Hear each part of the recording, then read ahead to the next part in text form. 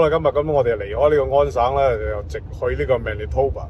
咁啊 Winnipeg 咧係我哋今日嘅目的地嚟嘅。咁點解有啲人話啊？你之前咪去過 Winnipeg 咧，今日又嚟咁係嘛？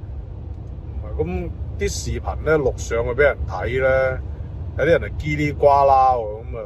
哎呀，Manitoba 呢個咩南邊又唔代表一切啊，又乜春乜春係咪？咁我去多次咯，冇所謂啊嚇，路程啫嘛嚇，去得起時間啫嘛，磨得起嚇。OK，咁我哋就又入一次 Manitoba， 又去一次 Winnipeg。我今次喺 Winnipeg 轉一大圈俾大家睇下，睇下咩叫真正嘅 Winnipeg 市容市貌。現在咧，我哋咧就入咗呢個 Manitoba 啦。Manitoba 除咗 Winnipeg， 還有邊度啊？還有水咁係咪？屌，咪得咪 Manitoba， 咪得 Winnipeg 咯，大佬。咁現在咧入緊呢個Winnipeg 咧中間呢段路啊，咁啊真係好靚嘅，你睇下，哇，綠樹成蔭係嘛？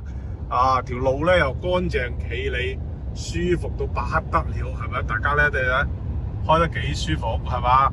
好守規矩嘅，超車就係超車 ，OK 咁你超過咗咧咁又咧正常就走翻去個主車道度，咁每一個人都係咁樣嘅。咁呢啲就係加拿大嘅好啦一直以嚟咧，我覺得呢樣嘢咧非常值得發揚光大。不過可惜咧冇辦法發過太平洋嘅彼岸啦。咁如果咧頭先你都覺得係唔靚仔嘅，咁現在再俾你睇下呢度咧就真係直接要入 Winnipeg 噶啦。一望無際，係嘛？條路又靚，哇！真係幾咁心情舒暢。咁我話喺南面都係南面攝入去啦，咁我就繞住外邊呢條唔知係乜嘢 highway，咁樣咧就一路兜過去西邊，咁行咗成20幾30分鐘啦，咁依舊咧係茫茫嘅平原同埋一啲廠企，咁路況咧就非常之好嘅，睇落去咁就起碼好過上一次好多啦。咁主要咧就係對一陣咧，我哋入城之後咧，睇下係點樣。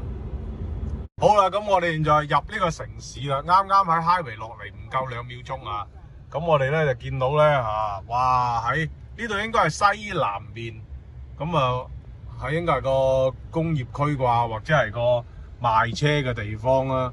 咁大家見到啦，哇係嘛，即刻咧就好似〜唔知有乜感覺啦，我今次就唔講咩感覺啦，反正咧就開始感覺到好似撈咗咁啦，突然間。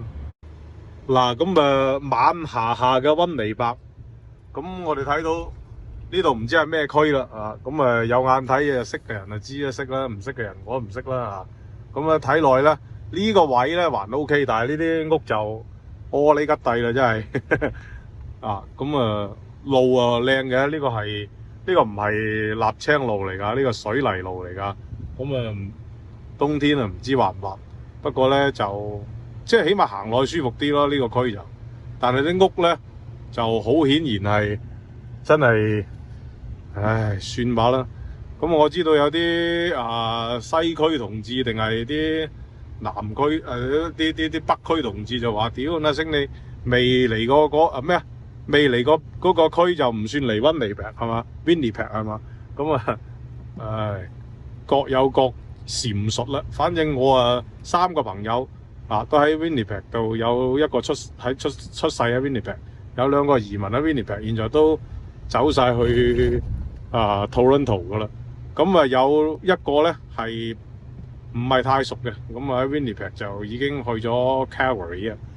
咁我唔知 Winnipeg 有幾好。嗱，咁我現在繼續行啦，第2條路啦，又唔知邊個區啦，反正咁我基本上喺溫尼伯呢度行嚟行去啦，都係咁上下感覺噶啦，啲路就爛舊舊嘅，嗱，係咪啊？大家睇得到啦，我冇特登去醜化佢啦，咁啲屋更加爛啦，我唔知啲新屋喺邊度或者可能聽日揾得到啊，今日我真係揾唔到啊。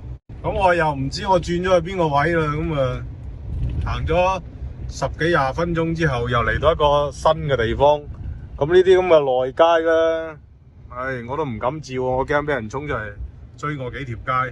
咁啲路咧都係咁樣熬熬下咁樣，係咪啊？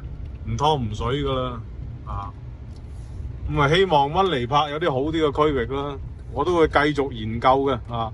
不惜勞苦啊，為咗挽救呢個溫尼柏喺我心目中嘅形象。